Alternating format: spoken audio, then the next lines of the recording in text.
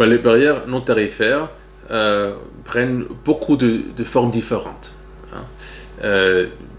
C'est par exemple des différences dans les règles qui sont appliquées dans les pays pour admettre un produit ou non sur un marché.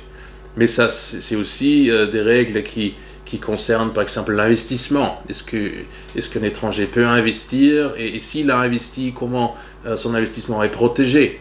Ou ça concerne l'immigration aussi. Est-ce que je peux envoyer des techniciens qui vont après travailler sur la machine que j'ai vendue? Est-ce que je peux faire ça? Et quels sont les obstacles que je trouve là? Est-ce que les procédures des visas sont très coûteuses ou pas? Hein, ça concerne les services aussi. Est-ce que les Américains ou les Européens acceptent des diplômes, non? Donc vraiment, les problèmes avec les barrières non tarifaires, c'est qu'ils couvrent vraiment un champ très très très vaste. Et peut-être le problème le plus grand, c'est que l'objectif ne peut pas être de baisser tous les standards de régulation, de réglementation, hein. Avec les tarifs, c'est simple, zéro, c'est le mieux, non?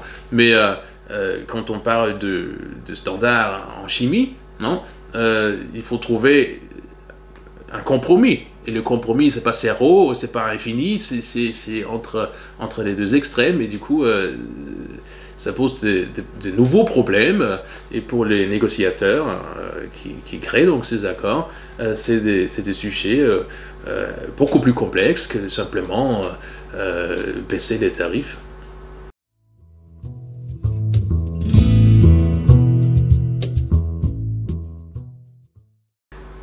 Les Européens voudraient bien aussi négocier sur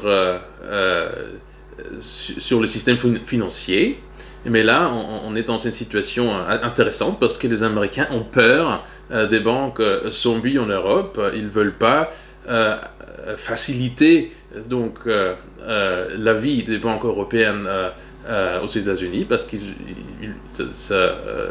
n'ont pas confiance dans le système européen. Par contre, les Européens voudraient bien avoir des avantages sur le marché américain parce que la régulation en Amérique leur coûte cher.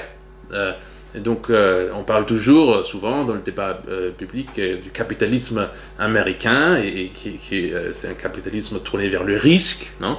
Mais là, dans le contexte de ces négociations, c'est en fait le contraire. C'est les Européens, les banques européennes qui veulent réduire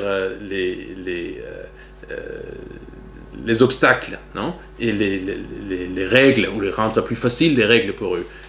Parce qu'en Amérique, on a maintenant des standards plus élevés qu'en Europe.